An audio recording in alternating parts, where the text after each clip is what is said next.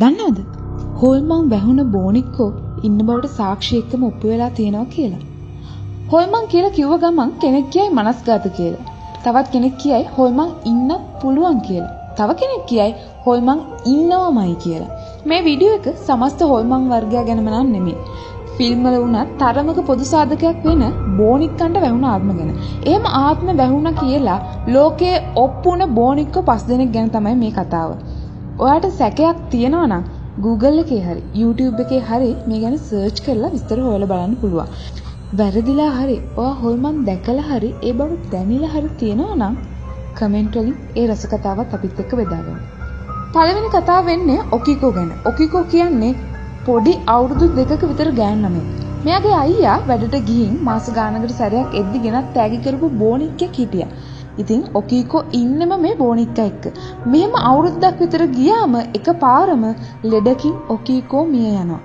එයාගේ මරණයෙන් පස්සේ ගෙදර අය මේ බෝනික්කට ඔකීකෝ කියලා කතා කරන්න පුරුදු වුණා. මෙහෙම ගිහින් මෙයාලට තේරුණා බෝනික්කගේ වෙනසක් තියෙන බව. මේ බෝනික්කගේ කොණ්ඩේ එන්නම වැවෙන්න ගත්තා. කොච්චර වැවුනද කියනවනම් කකුලෙන් පහළටම කොණ්ඩේ තිබ්බා. මේකට බය වුණ ගෙදර අය මේ කොණ්ඩෙන් කෑල්ලක් ලැබ් එකකට දෙනවා. ලැබ් එකෙන් කිව්ව විදිහට නම් මේ කොණ්ඩේට පණ තියෙන කෙනෙක්ගේ කොණ්ඩ මික්ස් වෙලා තියෙනවා කියලා තමයි කියන්නේ. ඒත් අද වෙනකම් මේකට ඇත්ත හේතුව කියන්න කවුරුත්ම දන්නේ නැහැ. දෙවෙනි කතාව රොබර්ට් කියලා බෝනික්ෙක් ගැන. මේ රොබර්ට් හිටියේ යූජින් ගාව. මෙයාත් සාමාන්‍ය ළමෙක් විදිහට මේ බෝනික් එක්ක සෙල්ලම් කරා. හැබැයි මෙයාගේ අම්මට ඇහිලා තියෙනවා යූජින්ගේ කාමරයේ ඇතුලේ දෙන්නෙක්ගේ කතා සද්දයක්. අම්මා බලද්දි යූජින් රොබර්ට් එක්ක කතා කරනවා. ඒ විතරක් නෙමෙයි යූජින් අනිත් හැමදේම අතහැරලා කෑම බීම ඉගෙනීම පැත්තක දාලා රොබර්ට් එක්කම ඉන්න පුරුදු වෙලා. මේකට කේන්ති ගිය අම්මා රොබර්ට්ව ගබඩා කාමරයට දාලා දොර ලොක් කරලා.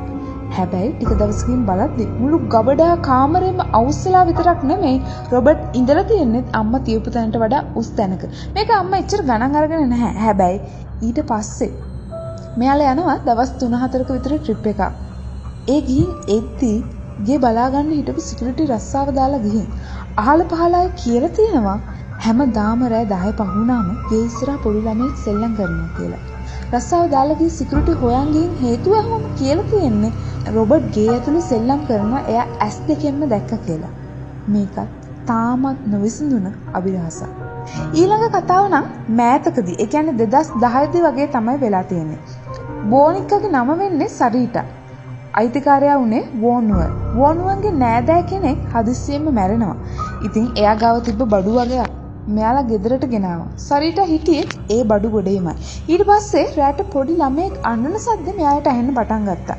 වෝනුවට හිටියේ හැබැයි තරමක් ලොකු ළමයි දෙන්නේ. ඉතින් බෝනික්ක ගැන සැක කරපු එයාලා මේක සාලෙන් ගෙනත් තිබ්බා. කොහොම තිබ්බත් බෝනික්ක උදේට ඉන්නේ අර ළමයි දෙන්න ළඟ. දවසක් ළමයි දෙන්නගේ හීරින් තුවාල දෙකකුත් වෙලා තියෙනවා. වෝනුව ළමයිගෙන් ඇහුවම කියලා තියෙන්නේ සරීටා පිහියක් අරන් ඇවිත් හූරනවා මෙයාලා හීනෙන් දැක්කලු. මැරුණ කෙනා ඇත්තටම ළමයි දෙන්නට ගොඩක් ආදරය කරපු කෙනෙක්. ඒත් සරීටා කියන්නේ මේ මැරුණ කෙනාද? රැට අඬන ළමයා කවුද? සරීටා ළමයි ළඟට යන්නේ කොහොමද? උත්තර නම් තාමත් හම්බ වෙලා නැහැ. හතරවෙනි බෝනික්කා ඕස්ට්‍රේලියාවේ. එයාගේ නම ලෙඩ්ඩා. කෙලි වෝරන් කියන කෙනා වයසට ගියාට පස්සේ එයා පොඩි කාලේ හිටපු ගේ බලන්න ආසෙ හිතලා ගේ හොයාගෙන යනවා. ඒ යද්දි ගේ පාළු වෙලා කවුරුත් පදිංචියක් නැහැ. අහල පහලින් ඇහුවම මෙයාලා කියනවා ගෙදර අමනුෂ්‍ය බලවේග තියෙනවා කියලා. මේක ගණන් ගන්න නැතුව වෝරන් ඇතුළට යනවා. ඒත් ගේ ඇතුළේ කිසිම දෙයක් තිබිලා නැහැ. ඉඳලා තියෙන්නේ ලෙඩ්ඩා කියන බෝනික්ක විතරයි. වෝරන් ලෙඩ්ඩාව අරගෙන ගෙදර එනවා. හැබැයි මේ බෝනික්ක අතේ තියන් ඉන්න ඕනි කෙනෙක්ට තමන්වත් දන්නේ නැතුවම මහා දුකක් දැනලා ඇඬෙන්න පටන් ගන්නවා. මේ නිසා වෝරන් කරන්නේ ලෙඩව අරගෙන පල්ලියට යනවා. පල්ලියෙන් හොයලා බැලුවම මේක එදා ඉඳන් අවුරුදු 250කට විතර කලින් යුරෝපයේ නටවපු රූකඩයක්. හැබැයි ඊට අවුරුදු 200කට විතර කලින් ඒ කිට්ටුව වැවේ ගිල්ල මැරුණු ළමයෙක් මේකට ආරූඪ වෙලා කියලා තමයි මෙයාලා උපකල්පනය කරන්නේ. මේ කතාව ටිකක් ප්‍රසිද්ධ කතාවක් වෙනවා. ඉතින් ඊට පස්සේ ලෙඩ්ඩව ටීවී ප්‍රෝග්‍රෑම් එකකටත් අරගෙන යනවා. ඒත් පුදුමේ කියන්නේ කාගේවත් බලපෑමක් නැතුවම ලෙඩ්ඩා එහෙට මෙහෙට හැරෙනවා කැමරා කාචේ සටහන් වෙලා තියෙනවලු. යුරෝපයේ ඉන්න ඕස්ට්‍රේලියාවට ලෙඩ්ඩා ආවේ කොහොමද? ලෙඩ්ඩා අල්ලන අයට ඇයි ඇඬෙන්නේ? දන්නේ ලෙඩ විතරමයි. පස්වෙනි කතාව අපි හැමෝම දන්න බෝනිකා ගැන. ඇනබෙල්. චිත්‍රපටයකින් පවා මේ කතාව ප්‍රසිද්ධ වෙලා තියෙනවා. හැබැයි මේ කතාවත් ඇත්තටම වුණ කතාවක් කියලා චිත්‍රපටය පටන් ගද්දිම කියනවා. ගෑනු ළමයෙක් එයාගේ පාසල් අධ්‍යාපනය ඉවර වුණාට පස්සේ උපාධිය කරන්න ගෙදරින් යනවා. ඒ යද්දී එයාගේ අම්මා මේ ළමයාට බෝනික්කෙක් තෑගි දෙනවා. ඉතින් මේ ගෑනු ළමයා බෝනික්කක් තියාගෙන තමයි හොස්ටල් එකේ ඉන්නේ. ඒත් පුදුමේ කියන්නේ හැමදාම මේ ගෑනු ළමයා යාළුවා එක්ක කැම්පස් ගිහින් එද්දී කොහේ කොතනක තිබ්බත් බෝනික්කා ඉන්නේ මේ අයිතිකාර ළමයාගේ ඇඳේ. ඒ විතරක් නෙමෙයි. හෙල්ප් කියලා කොතන හරි තැනක සටහනක් තියෙනවා. හැමදාම වෙන මේ වැඩේ හොරේ මොකද්ද කියලා අල්ලන්න මේ ළමයා යාළුවයි කැම්පස් යන්නේ නැතුව හොරෙන් බලාගෙන ඉන්නවා. කාමරෙට මේ රින්ගන කෙනා අල්ලගන්න. ඒත් කවුරුත් එන්නේ නැහැ.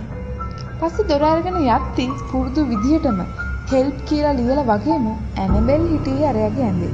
ඒ විතරක් නෙමෙයි මේ ගෑනු ළමයාගේ බෝයිෆ්‍රෙන්ඩ් ඇවිත් දවසක් මේ කාමරේ නවතිනවා. එයා රෑ හීනෙන් දකිනවා ඇනබෙල් ඇවිත් හූරනවා. උදේ හැරිලා බලද්දි ලේ ගලන තරම් තුවාලයක් මේ පිරිමි ළමයාගේ අතේ තිබිලා. බය වුණ මෙයාලා ඇනබෙල් අරගෙන පල්ලියට ගියාම පල්ලියෙන් කියලා තියෙන්නේ නම් ආත්ම 3ක්ම ඇනබෙල්ගේ ඇඟ ඇතුලේ ඉන්නවා කියලා. අදටත් ඇමරිකාවේ කෞතුකාගාරයක ඇනබෙල්ව ප්‍රදර්ශනයට තියලා තියෙන්නේ. ඇනබෙල් ලෙඩ. මේ කතා බොරු වෙන්න පුළුවන්ද? බොරු නම් ඇයි මේ අසාමාන්‍ය සිද්ධියට සාක්ෂි නැත්තේ? හේතුවක් නැත්තේ? විද්‍යාවට එහා ගිය දෙයක්ද? හොල්මන් බොරුවක් නම් ඇයි මුළු ලෝකෙ පුරාම මේ ගැන කතා කරන්නේ? පල්ලි පන්සල් ආගම් මේ වෙනුවට භාවිතා කරන්නේ. ඔයත් මේ වගේ අවස්ථාවලට මුහුණ දීලා තියෙනවද?